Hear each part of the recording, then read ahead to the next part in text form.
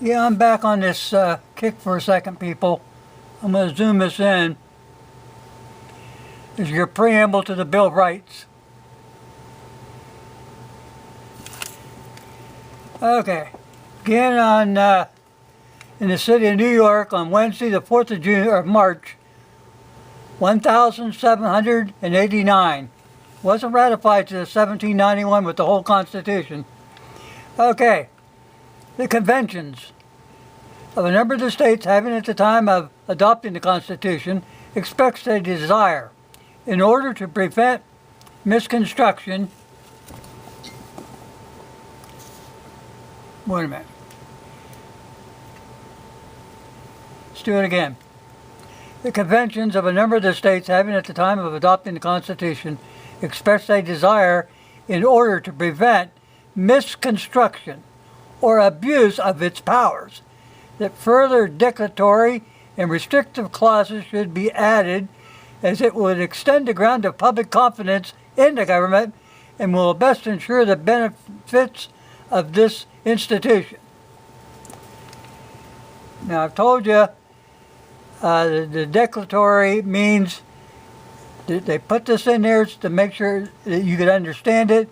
It would fix the problem of not understanding it. It made it more clear. Restrictive clauses is just what it says. What it means is the first 10 amendments to the Constitution told the United States federal government that everything in these amendments was exempt from government interference. That's what it means. You understand that? Those gun laws are totally unconstitutional. They're outside the scope of powers that were delegated to Congress and to the executive branch. Period.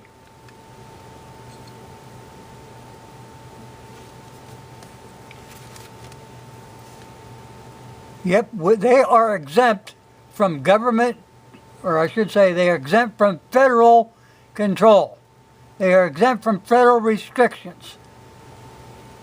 That's what this is. All those gun laws made by Congress and the ATF and all that stuff, junk mail, people.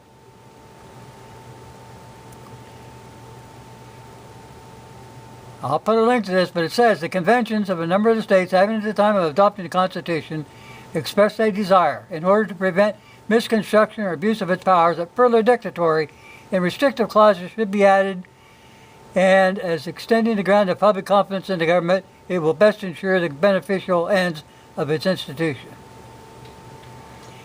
Now, I put this up there because I went back through everything that concerns the Commerce Clause, the Interstate Commerce Clause, and you name it. And what they're trying to interpret it as, oh, they can do any damn thing they want, thanks to Justice Holmes back in the day. I mean, they look to this guy like he's some kind of a god, but he was interested in protecting big government. That's a no-no. You can't be political when you're in government, because constitutional laws always supersede political laws. The right to keep and bear arms shall not be infringed. That means it's off limits constitutionally to the federal government and to the states. Up to 50 caliber anyway. They better learn their damn laws before they start throwing all this stuff around. It's beyond federal jurisdiction.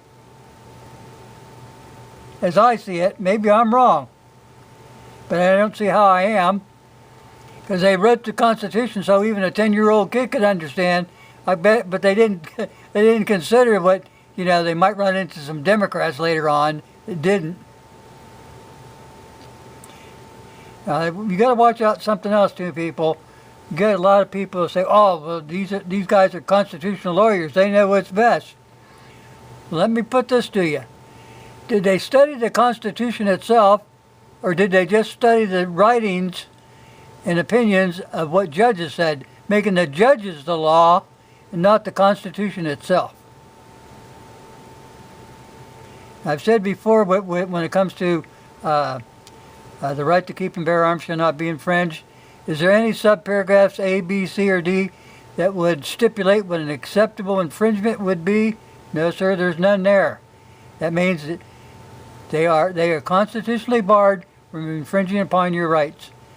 And you had these rights long before the Constitution was written. Remember that.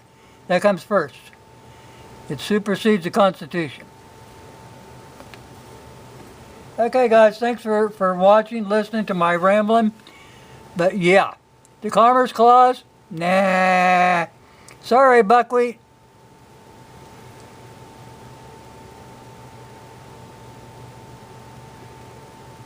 I mean, I can go to the Second Amendment here.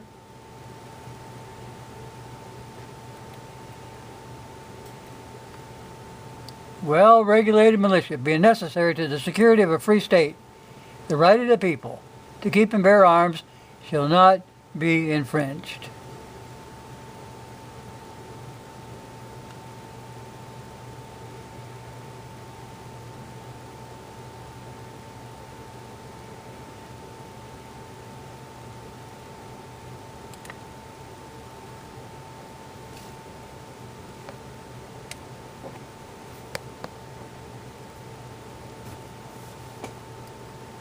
Tell the government to go pound sand. We, the people of the United States, in order to form a more perfect union, establish justice, amen, ensure domestic tranquility, which Democrats aren't doing, provide for the common defense, promote the general welfare, and secure the blessings of liberty to ourselves and our prosperity, to ordain and establish this Constitution for the United States of America. Now, what don't they understand? You can't have domestic tranquility when you're trying to pass a firearm control act every time you turn around. It can't be done, people.